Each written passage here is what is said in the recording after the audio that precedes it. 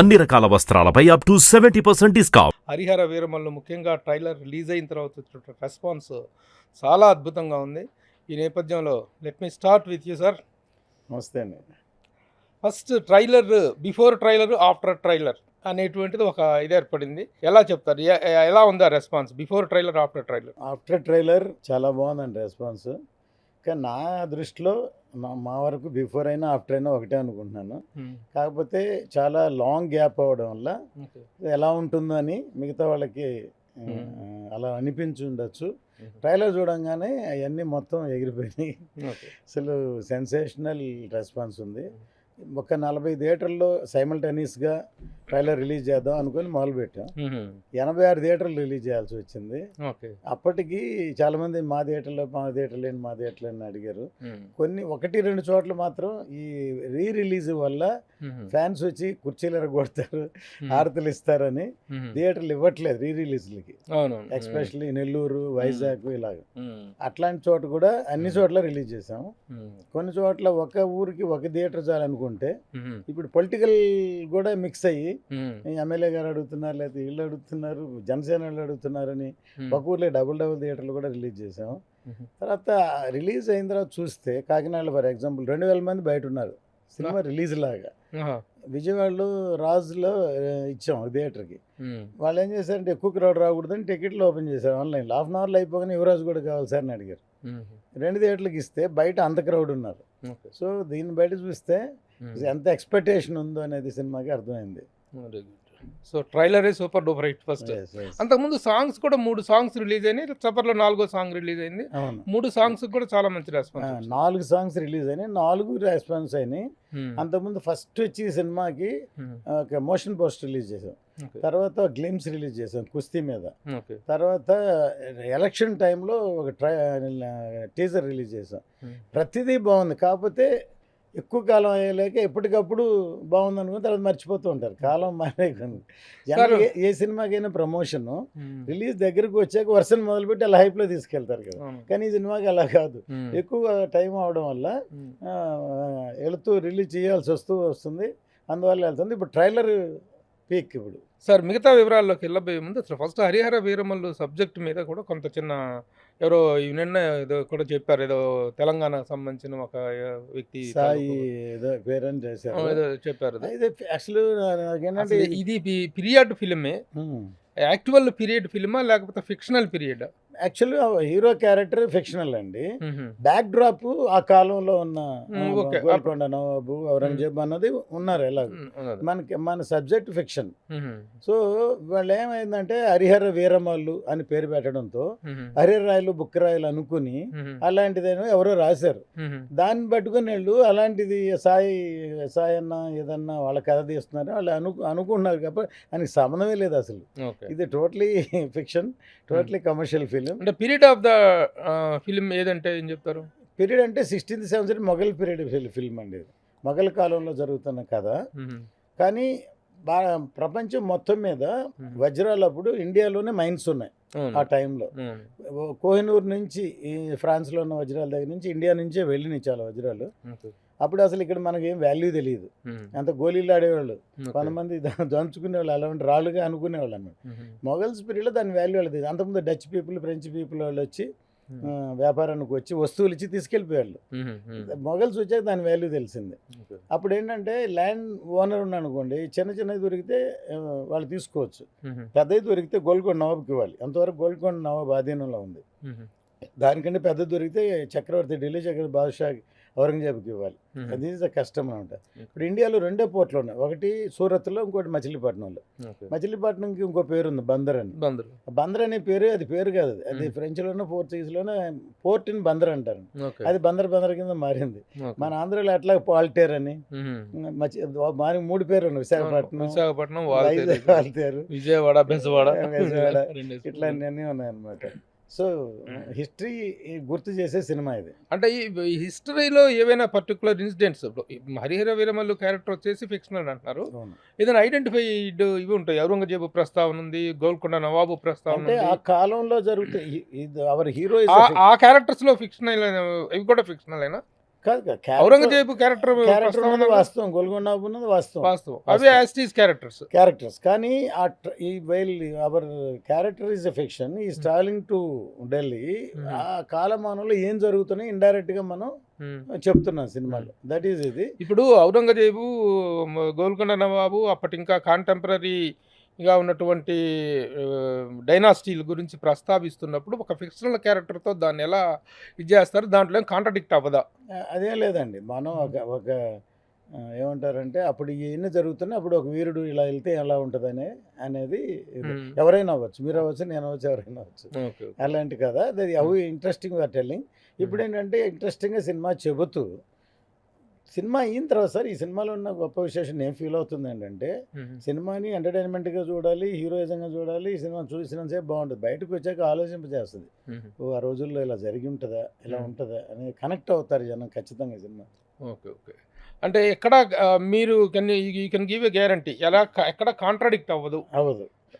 నిన్న ఒక చిన్న క్యాప్షన్ మన కళ్యాణ్ గారు చెప్పి మన త్రివిక్రమ గారు అని ఒకటి ఇది దేని గురించి చెప్తున్నా, ఒక లైన్ వాయిస్ ఓవర్ వస్తే బాగుంటుందని ఒకటి ఇచ్చాం. దాంట్లోనే ఒక చిన్న కథ దాంట్లో చెప్పకుండా స్టార్ట్ అయింది. ఒక హిందువుగా బ్రతకడానికి పన్ను కట్టుకున్న కాలం వచ్చింది. అది సినిమాలో ఉంటుందో ఉండదని కాదు, అంటే మనం ఏం చెప్పదలుచుకున్నా ఆ లైన్లో ఉంది. సినిమాలో ఉందా? ఉండదు, అట్లా ఉండదు.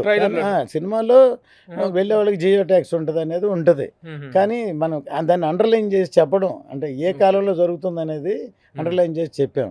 సో ఆ ఫీల్ అట్లాగే సినిమా కూడా బయటకు వచ్చాక ఒక ఫీల్ క్రియేట్ అవుతుంది. ఈ మధ్య కాలంలో ఇండియన్ ఫిల్మ్ ఇండస్ట్రీలో ఎక్కువగా ఈ హిందుత్వ నేపథ్య చిత్రాలు ఎక్కువగా వస్తున్నాయి. ఆ చిత్రాల కోవలోకి వస్తుంది అనుకోవచ్చా?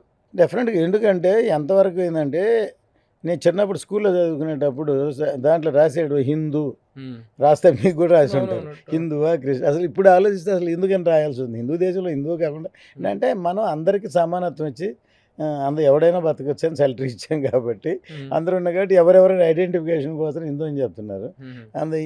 తర్వాత హిందూ అని చెప్పుకోవడమే తప్పు అన్నట్టుగా అయిపోయింది కాలక్రమంలో.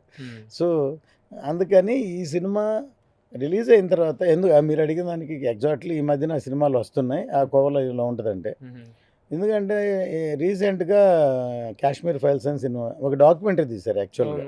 అది బాగా హిట్ అయింది. అంటే ఆ 68లో కాశ్మీర్ పండిట్స్ని అక్కడి నుంచి తరివేసిన దాని గురించి తీశారు. ఈ మధ్యన చావా అని సినిమా వచ్చింది. చావా వచ్చి అది బయోపిక్. యాక్చువల్లీ ఛత్రపతి శివాజీ సంభాజీ అని కొడుకున్నాడు, అతను ఎంత త్యాగం చేశాడని చాలా మందికి తెలియదు. ఏమైందంటే మన పురాణాలని హిస్టరీగా చాలా వరకు ఎవరికి తెలియనికుండా చేశారు మన రూలర్స్, వాళ్ళు వీళ్ళని మన రూలర్స్. బ్రిటిష్ పీరియడ్లో సొంతగా వెళ్ళిపోతున్న నలంద తక్ష విశ్వవిద్యాలయాలన్నీ తగలబెట్టేశారు. అంటే మనకి ఒక ప్రూఫ్కి ఏమి ఎవిడెన్స్ లేకుండా చేశారు. ఈ మధ్య సోషల్ మీడియా వచ్చాక మేబీ ఇప్పుడు కొంతమంది ఎక్కడో మిగిలిన తాళపత్ర కేంద్రాల్లో వీటిల్లో సేకరించిన కొన్ని ఇక్కడి నుంచి సెకండ్ వరల్డ్ వార్ అప్పుడు తీసుకెళ్ళిపోయారు. సాంస్క్రిట్లో రాసినవన్నీ దాంట్లో చరిత్రే కాదు, దాంట్లో మెడిసిన్ ఉంది, వెపన్స్ ఉన్నాయి. మన ఋషులు గొప్పవాళ్ళు అనమాట, చాలా గొప్ప అవన్నీ పట్టుకెళ్ళిపోయి వాళ్ళు మెడిసిన్ చేసి మనకు పంపిస్తున్నారు. ఎవరైతే సాంస్క్రిట్ తెలుసో వాళ్ళకి జీతాలు ఇచ్చి జర్మన్లో కానీ జపాన్లో కానీ దాన్ని మన గ్రంథాలను తీసుకెళ్ళిపోయారు. నేను ఒకసారి శంకరాచార్య కంచిలో ఒక గ్రంథాలయం కట్టారు, లైబ్రరీ పెద్దది. దానికి నేను పేపర్లో యాడ్ ఇచ్చాను, ఎవరి దగ్గరైనా తాళపత్రి గ్రంథాలు ఏమైనా ఉంటే డొనేట్ చేయమని. అలా నేను వెళ్ళినప్పుడు నేను కలిశాను చిన్న ఆయన్ని, ఇప్పుడున్న ఆయన్ని, చనిపోయి జయేంద్ర సరస్వతిని చేశాను. ఆ పెద్ద ఆయన అంతకుముందు ఉన్న ఆయన కూడా ఒకసారి 100 yearsలో కాయిన్స్ అన్నీ అభిషేకం చేస్తున్నారు కంచిలో.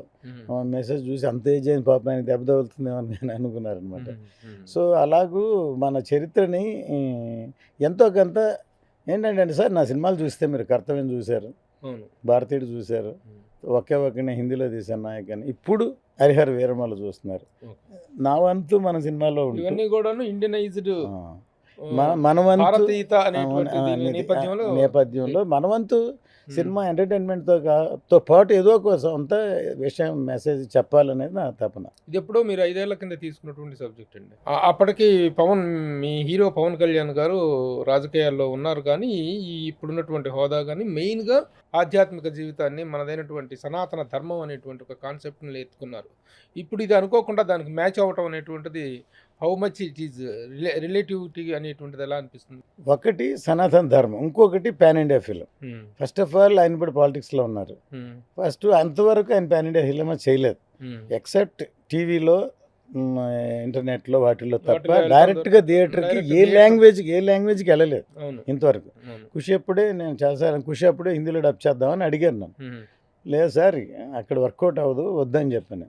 తర్వాత పంజాన్ సినిమా చేశారు, చేస్తే విష్ణువర్ధన్ డైరెక్టర్, తమిళ్ డైరెక్టర్, నేను ప్రొడ్యూసర్ కాదు. రత్నం గారిని అడిగాను తమిళ్లో, అంటే నేను తమిళ్లో ఉన్నాను కదా, తమిళ్లో డబ్ చేస్తే వర్కౌట్ అవ్వదు అంటే వద్దు వేస్ట్ అని చెప్పాను. కానీ ఈ సినిమా ఎవరు అడగలేదు, బిగినింగే నేను పాన్ ఇండియా అని అనౌన్స్ చేస్తాను. ఈవెన్ మాకు గుర్తుంటే బాహుబలి కూడా ఓపెనింగ్ అప్పుడు పాన్ ఇండియా అని అనౌన్స్ చేయాలి. షూటింగ్ మొదలుపెట్టి తర్వాత పెద్దదైన పార్ట్ 1 పార్ట్ 2 అని చేశారు.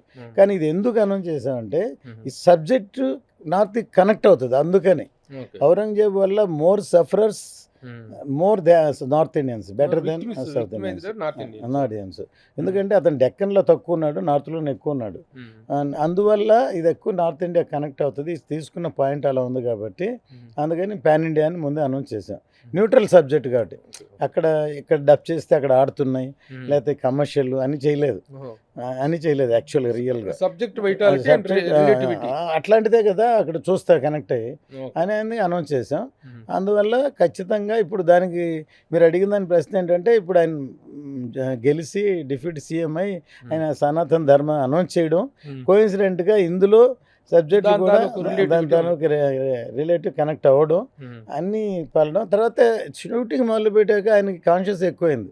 ఇప్పుడు పాన్ ఇండియా అని అనౌన్స్ చేశారు, ప్రాపర్గా లేకపోతే పరుగు బాధ్యత కదా, అందుకని మోర్ జాగ్రత్త తీసుకోవాలి అని చేశారు. కొంత డిస్కషన్స్ జాగ్రత్త తీసుకోవడం. పవన్ కళ్యాణ్ గారికి బిగినింగ్ లోనే పాన్ ఇండియా అనేటువంటి తెలుసు, అవేర్ ఆఫ్ దట్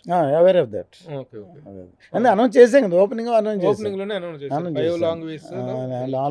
అసలు ఫస్ట్ పోస్ట్ అన్ని లాంగ్వేజ్ టైటిల్తో సార్ అన్నిట్లో అనౌన్స్ చేసాం. All language, Malayalam, Kannada, all 5 లాంగ్వేజెస్కి. కాకపోతే ఇప్పుడు ప్రతి ఒక్కళ్ళు మాట్లాడుకుంటున్నది ఈ సినిమా ఇంత డిలే అయిపోయి, ఇంత ఓవర్ బడ్జెట్ అయిపోయి, ఇంత స్ట్రెయిన్ అయిన నేపథ్యంలో హీరో కోఆపరేషన్ అనేటువంటిది చాలా ఉండాలి. అందులో పవన్ కళ్యాణ్ గారికి విషయం తెలిసిందే, హీ షోల్డర్స్ ఆ భుజాన్ని వేసుకుంటారు. ఎంతవరకు ఆయన ఈ డిలేకి తన వల్ల జరిగిన డిలే కావచ్చు, ప్రకృతి వల్ల జరిగిన డిలే కావచ్చు, ఎంతవరకు ఆయన మీకు షోల్డర్లో ఉన్నారు? ఆయన రెమ్యునరేషన్ కూడా రిటర్న్ ఇచ్చారని, 11 కోట్లు రిటర్న్ ఇచ్చారని ఈ రకరకాలుగా వినిపిస్తున్నాయి. ఏంటి వాట్ ఈస్ ద ఫైనాన్షియల్? ఆయన పార్టిసిపేషన్, ఆయన కోఆపరేషన్ లేకపోతే ఇంత పెద్ద సినిమా తీయలేం కదా. తర్వాత ఇంకా రెమ్యునరేషన్ ఇచ్చారా, తీసుకున్నారా, పుచ్చుకున్నారా, ఇది మా ఇద్దరికి సంబంధించింది. ఇవి మిగతా గురించి అసలు సంబంధం లేదు, మాట్లాడాల్సిన అవసరం లేదు ఫస్ట్ ఆఫ్ ఆల్. కాకపోతే ఏంటంటే ఆయన దీంట్లో చాలా ఇన్వాల్వ్ అవ్వబట్టే చాలా దాంట్లో షూటింగ్ చేసిన దానికంటే ఎప్పుడైతే పాన్ ఇండియా అని అనౌన్స్ చేసి ఆయన రెస్పాన్సిబిలిటీ పెరిగిపోయింది. అంతే సింపుల్ కదా. రేపు పొద్దున అక్కడ తీసుకెళ్ళి పరుగు పోకూడదు కదా, ఆ లెవెల్కి ఉండాలి కదా. పాన్ ఇండియా అని చెప్పేసారు, అది బాగుండాలి కదా అనే దానివల్ల ఎక్కువ టైం అది కూడా వన్ ఆఫ్ ద రీజన్. పక్కనే ఫ్రీగా ఒట్టి సినిమానే చేయట్లేదు కదా, పక్కన పాలిటిక్స్లో ఉన్నారు. ఆ తర్వాత ఇది కంటిన్యూగా సార్ రత్నం గారి కోసం ఒక 4 రోజులు ఇచ్చేస్తాను, 2 నెలలు కంటిన్యూ ఫినిష్ చేసిన సినిమా కాదు, సెటిల్ అయ్యాలి, టైం కావాలి. అప్పుడు మిగతా టైం ఏం చేస్తారు, తనకి అవసరం కాబట్టి అట్లా చేసిందే. పక్కన వకీల్ సాబు, భీమ్లా నాయక్, అలాగే మధ్యలో పాండమిక్ వచ్చింది, ఆయనకు కూడా కరోనా వచ్చింది. ఇవన్నీ తట్టుకొని క్రాస్ చేసి ఫైనల్గా ఇవన్నీ ఎవరే మాట్లాడుకున్నా కొడుతున్నావా, బాగా వచ్చిందా, రిజల్ట్ బాగుందా లేదా, అదే కావాలి కదా. అసలు ఎప్పుడు 5 ఏళ్ళు అయిపోయింది, అట్లా ఉంటుంది ఇట్లా ఉంటుంది అనుకున్న వాళ్ళందరి ఊహల్ని బద్దలు కొట్టాం కదా, అంతే. అంటే యాక్చువల్గా 5 ఏళ్ల కాలం అనేటువంటి దాంట్లో మనుషులు, వ్యక్తుల యొక్క ఇమేజ్లు మారుతాయి, ఫేసులు మారుతాయి, సార్ ఇప్పుడు మనం ఇక్కడ మాడుకున్న హాలీవుడ్ సినిమాలు 3 ఏళ్ళు 4 ఏళ్ళు 5 ఏళ్ళు తీస్తున్నా ఆ సినిమాలు ఓ షో అంటున్నాం. ఇవాళ టెక్నాలజీ మారిపోయింది. ఓకే. మనుషులు మారరు, ఏం మారరు, గొంతులు కూడా మార్చేస్తున్నాం. ఓకే. ఇంత మ్యాసివ్ సినిమాకి బిఫోర్ రిజల్ట్స్ ఇచ్చినటువంటి జరిగిన వర్క్ ఏంటి? ఆఫ్టర్ రిజల్ట్ జరిగిన డిప్యూటీ సీఎం అయిన తర్వాత జరిగిన వర్క్ ఏంటి అనేటువంటిది నిజంగా ఎప్పుడు సరే పార్టిసిపేట్ చేశారు? ఇవన్నీ ఎవరికి అడుగుతున్నా, నేను చెప్తాను కానీ కానీ చెప్పాల్సిన అవసరం లేదు. బిఫోర్ ఏంటి, ఆఫ్టర్ ఏంటి, ముందు ఏంటి, క్రీస్తు తర్వాత అవసరం లేదు. ఎందుకంటే క్యూరియాసిటీతో అడుగుతారు. అవును. కానీ టెక్నాలజీని యూజ్ చేసి సెకండ్ హాఫ్ మొత్తం ఆఫ్టర్ డిప్యూటీ సీఎం అయిన తర్వాత షూట్ చేసాం. కానీ ఇది ఒక పార్ట్ 2 రాబోయేదానికి మాకు ఇది ఇప్పుడు అందరూ నన్ను ఒకళ్ళు అడిగారు ఇందాక, సార్ ఇంత టైం పట్టింది పార్ట్ 1 చేయడం, పార్ట్ 2 చేయగలరా, అంత టైం ఇవ్వగలరా, అసలు అలా వస్తుందా అంటే మాకు ఇది ఒక ప్రాక్టికల్ ఎక్స్పీరియన్స్ అయింది, ఎగ్జాంపుల్ అయింది. సో మేము సెకండ్ హాఫ్ మొత్తం మంగళగిరిలో షూట్ చేసాం. ఇంతవరకు ఎవరు చేయలేదు, వేరే లెవెల్లో చేసాం. అది చూస్తే మీరు మాట వినాలి, గురుడా మాటలు పాట చూశారు కదా, అది ఎక్కడ మంగళగిరిలో తీసాం, ఒక చెట్లో తీసాం. ఎలా ఉంది అది? అది ఎక్కడ ఫారెస్ట్లో ఎక్కడ వేరే లెవెల్లో ఉంది కదా. సో రేపు పొద్దున మాకు ఒక పెద్ద ఎగ్జాంపుల్ అయిపోయింది. మొత్తం సినిమా స్క్రిప్ట్ అంతా రెడీ చేసి మొత్తం విజువలైజేషన్ చేసి ఆయన లేకుండా కూడా మొత్తం తీసేసి ఆయన ఎక్కడికి వెళ్ళి అక్కడికి వెళ్ళి తీయగలం. ఆ లెవెల్లో టెక్నాలజీ మారిపోయింది. ఇప్పుడు హరీష్ శంకర్ డైరెక్షన్లో చేస్తున్న సినిమా నా లాస్ట్ సినిమా అని ఆయన చెప్పారు. నేను సినిమాలు చేయనన్నారు. తర్వాత ఇది హరిహర వీరమల్లు పార్ట్ 2 అనేటువంటిది అనౌన్స్మెంట్. ఆల్రెడీ ముందు నుంచి పార్ట్ 1 అని పార్ట్ 2 అనుకున్నాం. Depend on success definite hit అవుద్ది. బాగా వస్తే చేయాలనిపిస్తే చేస్తాం అంతే. చేయదగ్గ కంటెంట్ ఉంది. కంటెంట్ అయితే ఉంది. దీని రిజల్ట్ బట్టి కానీ డెఫినెట్ కదా. వైనాట్ ఇప్పుడు పార్ట్ 1 హిట్ అయిన తర్వాత పార్ట్ 2కి అన్ని విధాలుగా క్రేజు అన్నీ పెరుగుతాయి కదా. సరే, మన సినిమా సంగతి పక్కన పెట్టేస్తే హరిహర వీరమల్ పార్ట్ 2 ఆయన చేస్తారా లేదనేది depends upon so many factors. అసలు పవన్ కళ్యాణ్ గారు నేను సినిమాలు మానేస్తాననేటువంటి మాట మాట్లాడటం, ఆ కమిట్మెంట్ అలా కమిట్ అవ్వటం అనేటువంటిది కరెక్టా? యాజ్ ఎ మేకర్గా మీరు నాకు తెలియదు, ఆయన చెప్పారా మానేస్తాను? చెప్పారు కదా. ఇప్పుడేంటి, గతంలో చెప్తేనే మేమందరం ఇసుకుపడ్డాం. అసలు ఏ రాజకీయ నాయకుడు ఒక్కసారి చెప్పారు అసలు నేను సినిమాలు మానేయను అని కూడా చెప్పారు. ఇదొకటి తీసుకున్నా, అది తీసుకోవట్లేదు కదా. రాజకీయ నాయకులు ఎవరు వాళ్ళ వ్యాపారాలను వాళ్ళు మానుకోవట్లేదు, చెప్పారు. ఎవరి వృత్తిలో వాళ్ళు చేసుకుంటారు. అది కూడా ఆయన కూడా చెప్పారు. అదే అంటున్నా నేను, మీరు ఎందుకు మానేస్తామని చెప్పి కమిటీ ఆయన కూడా చెప్పారు. ఆయన మీరు చెప్పిన మాట ఆయన కూడా చెప్పారు. నాకేం ఫ్యాక్టరీలు లేవు, లేకపోతే ఈ లేవు, వ్యాపారాలు లేవు, నాకున్న వృత్తి ఇదే, వాళ్ళంతా అవి చేసుకున్నప్పుడు నేను ఎందుకు చేసుకోకూడదు అది కూడా చెప్పారు. కానీ మళ్ళీ ఈ మాట చెప్పారు. అదొక చిన్న కన్ఫ్యూజన్. ఇప్పుడు ఆ సిచ్యువేషన్లో అంటే ఆయన సినిమాలు మానేసి ఊరికే రాజకీయాలు పార్ట్ టైం లాగా వస్తున్నారు, ఇలా వస్తున్నారు అని ఒక్కోసారి అడిగినప్పుడు వాళ్ళకు జవాబు చెప్పాల్సి వస్తుంది. అంతే కదా.